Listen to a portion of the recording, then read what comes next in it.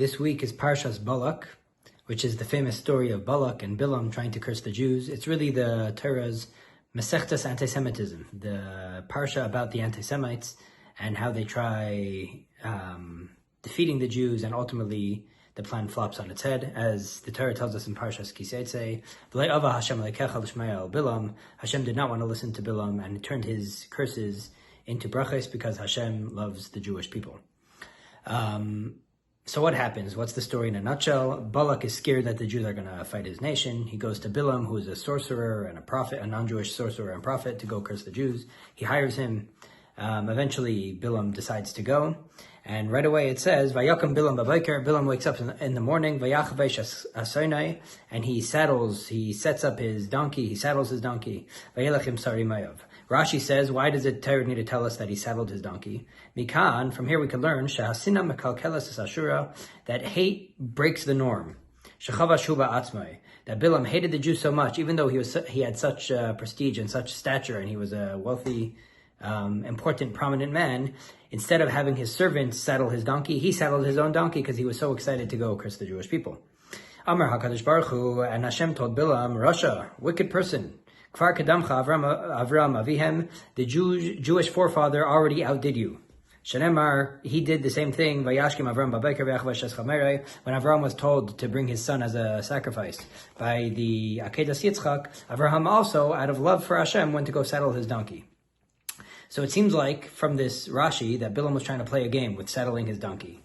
Like he was trying to evoke something holy, and like a special zchus. And Hashem was saying, you're trying to play this saddling the donkey game? Avram Avinu already did that before, so he canceled out your merit. But when you look at what Rashi says, it doesn't seem like Bilam was doing this out of anything meritorious. It seems like he was doing this spontaneously because he hated the Jews.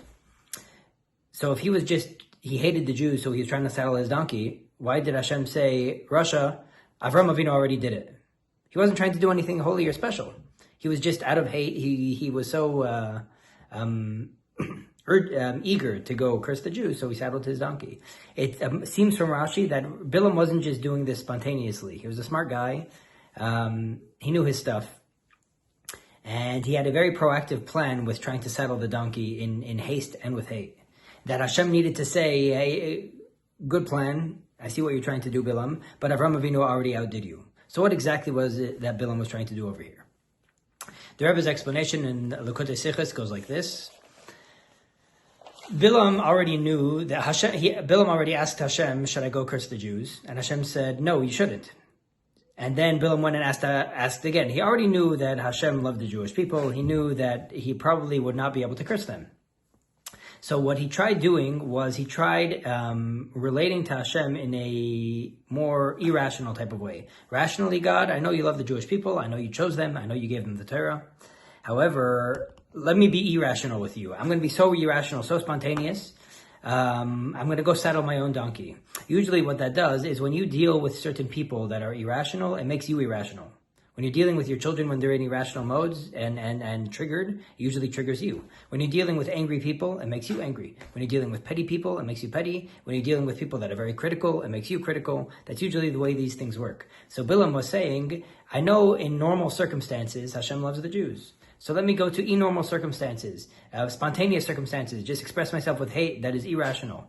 And Hashem, when he sees me doing that, is going to remember, hey, what other irrational stuff? Going to notice things that are irrational. He'll notice how the Jews irrationally cheated on him when they sinned with the golden calf. And Hashem's going to remember that, in a rational world, you have a great relationship with the Jewish people, but they're not always that rational. And let this remind him and trigger him and remember the irrational mess-ups that the Jews had. That was Bilam's plan. It wasn't just spontaneous hate, but it was hate with an agenda. It was hate with, let me just irrationally show hate to the Jewish people, and Hashem will remember irrationality and remember all the mistakes the Jews have made in irrational haste. And to that Hashem said, Bilam, I see what you're trying to do, but Avram their father, Avram Avihem, as Rashi said, already outdid you. What did I say? By Avram Avinu, he was told to sacrifice his own son by Hashem. And instead of doing it begrudgingly, he did it with complete love above logic. Logically, he should have resisted or shouldn't have been excited to go do this commandment. But out of love of God, out of irrational love of God, Avram went to go saddle his own donkey as well. So what Hashem was telling Bilam was, you're trying to evoke irrationality, you're trying to evoke irrational hate to remind me that the Jews aren't so rational. It's true they're not so rational, but they're not so irrational in a bad way, they're irrational in a good way. We all have shtus, we all have foolishness. Don't think that the foolishness of sin is what defines the Jewish people. It is the foolishness of love of God. And look at that. Look at Avram Avinu, Avram Avihem. Look at their founding father. Look at what these Jews are based on. They're based on Avram Avinu, who even when he had to do a big mitzvah with tremendous sacrifice of his own son, he did it with irrational love. So what Bilam ended up doing was his irrational hate ended up triggering Hashem to remember the irrational love of the Jewish people. Yes, you're reminding me of the irrationality of the Jewish people, but it's not hate. Maybe that happens in moments of mess up, in moments of shtus. But that shtus is not who they are. The real shtus that the Jews possess is the irrationality of Mesiras Nefesh, of self-sacrifice to give themselves up in complete love and devotion to Hashem, our God. And that's what it means that Bilam's curse was turned into a blessing. What he tried doing was going with complete irrational hate. It actually says that Bilam hated the Jews more than Balak, and in a very irrational way. Balak, it made sense for him to hate the Jewish people. In a sense, he was threatened. He saw the Jews were by his border, and even though they weren't allowed to go fight Mayav, he might have not known about that prophecy. But Bilam was a prophet. Bilam knew Torah. He was in tune with God, and he knew the Jews weren't allowed to fight Balak. So why was he going with Balak to go curse the Jews? It didn't make any sense. Exactly. Bilam was not someone that hated the Jews because of sense. Bilam was someone that hated the Jews, period. It doesn't make sense. And constantly throughout his prophecy, he was trying to evoke irrationality, to try to remind Hashem how we're not on the straight and narrow. And Hashem said, you're right, we're not on the straight and narrow. Sometimes it's below, but that just happens because essentially we're above. And you're reminding me about the irrationality. Let me tell you where that really comes from in the Jew and what he's really rooted in. He's not normal. But he's not normal in a beautiful, loving way, like a child's relationship with their parent is not normal. It's above normal. Similar to what Moshe told Hashem, or Hashem first, between Hashem and Moshe Rabbeinu, when the Jews sinned by the Ita A, that on the one hand it says Ki am kshei oref, that we're a stubborn people, and then when Hashem forgave the Jews, he said because we're am kshei oref, because we're a stubborn people.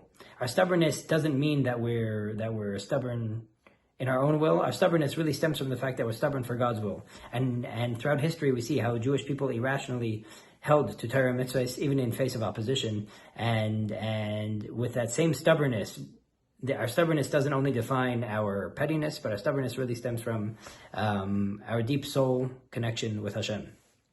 How timely is this vart right now when we're noticing in the world such an uptick in anti-Semitism? And most of the time it just seems so irrational and inconsistent. And if it was a rational argument, which you see sometimes, so you could start debating. Are Jews doing the right thing, wrong thing? Fine. Sometimes there's rational anti-Semitism leaves room for conversation. However, what do you do when you're dealing with irrational anti-Semitism? People that just hate Jews, period. And the moment you try to converse with them, it only adds fuel to the fire and makes them hate you more. So what are we supposed to do about it? And this week's Parsha teaches us that we need to learn from the irrationality, and we combat irrationality with irrationality. We combat irrational hate of the Jews with irrational love of God. And we counter irrational anti-Semitism with irrational Semitism. It means we can't be so calculated in our Judaism. How much do I want to do? Do I want to look, will it look funny in the eyes of my neighbors? Our neighbors find us funny anyways. So we might as well passionately engage our Judaism. If we have so much passionate fire against the Jewish people nowadays, then we need to evoke and inspire within ourselves. Find that peace within our soul that is passionate and fiery for Semitism, for Hashem, for Torah and mitzvahs. I was trying to think if there's a specific story that spells this out, but so much of Jewish history proves this, that the way Jews fought our enemy is with Mesiras Nefesh. Self-sacrifice, devotion towards God's will, and when faced by irrational hate and irrational enemies. The story of Hanukkah, and how the Maccabees, against all odds, took a tiny army against the Greeks, and eventually they won. They didn't win because of mathematics and calculations and rationality. They won because they gave their souls over to the will of Hashem. And when we fight irrational bad with irrational good always wins. But the trick is we need to actually be irrational about it. We need to go beyond our calculations. We need to become more devoted. And when we see such a devotion towards negativity, that needs to increase our devotion towards positivity, and that always wins. The story of Purim, how the Jews didn't give up their religion. Mordechai brought all the kids together and got them more into Torah and mitzvahs. We just came off of Yud Beis Tammuz, the story of the Friedrich Rebbe in communist Russia. When the communists were hell-bent on trying to snuff out Judaism, the Friedrich Rebbe, he says he took 10 chassidim and said, we're going to preserve Judaism in Russia ad tipas dam ha'achrein, until our last drop of blood. And eventually, who won? The Friedrich Rebbe or Russia? Nowadays, Judaism is flourishing in Russia.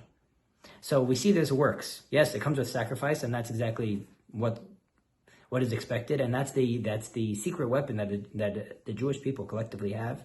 That when we access our Mesiras Nefesh, when we access our irrational love of Hashem, our irrational devotion to Hashem, and our irrational pride in being a Jew, then our irrational good, our irrational light, combats the irrational anti-Semitism, the irrational darkness. Light always outdoes darkness, but we need to all challenge our comfort zones. We need to get a little bit more irrational and challenge our paradigms and what we're used to, and devote ourselves simply more to Hashem, more towards learning Torah, more towards keeping mitzvahs. And the more we add in that goodness, the more we watch the darkness just dispel itself. And as the Parsha says, and Hashem will take the curses of Bilam, and actually we won't only dispel the curses, we're actually going to turn those curses into a blessing and say, thank God we lived in these times, and how it was able to make me embrace my soul in a way that otherwise would have never been possible. The Yidden all over the world should hear good news. We should have Mashiach now, and everyone should have a great Shabbos.